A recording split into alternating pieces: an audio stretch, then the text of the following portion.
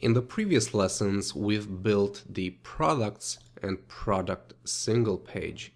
We just have one last page left in our website. It's the About page. And it should look something like this. Typical layout with some information about the company, the motto, and then some information about the team. So let's go ahead and build that. I'll duplicate products HTML, rename it to about.html. All right, now a couple of changes here. The class active on the nav bar should be placed right here.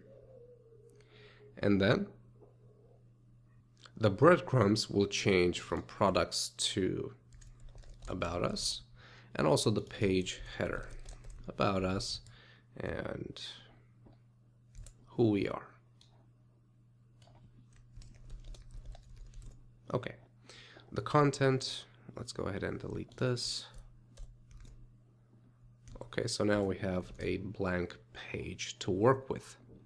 Okay, the first bit of content is this, the company description plus motto, which, if you remember, we have already written in the home page. So we're simply going to copy this, the company, with the div class row. Okay, so we're going to paste it right here. I'm going to replace the H3 with an H4. Okay, let's check it out. Okay, great. Let's add a separator. And we'll follow with the team information.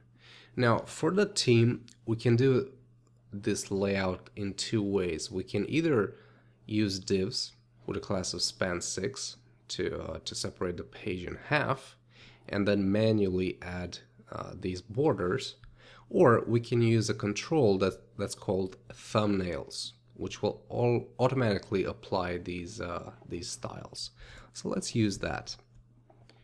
So HR section, we'll say team, section again, and then we'll do an H4 that says the team, and then UL with a class of thumbnails, which contains a list item with a class of span6. All right. So span6 will, of course, represent half the page. Then for content, we'll use a div with a class of thumbnail. This will add some special styling. Then let's see, we have the image first. I'll just include a demo image. Okay, let's have a look. All right. And for the actual content inside, we'll use a div with a class of caption. Now, this class will add some extra padding. So we'll use an H5 for the title, like John Doe, and then a paragraph for the actual description. Okay, something like that. Also, let's add a class of muted. And then we need to add the links to Twitter and Facebook. So we'll do another paragraph, and let's do a small tag. And we're going to say follow John on.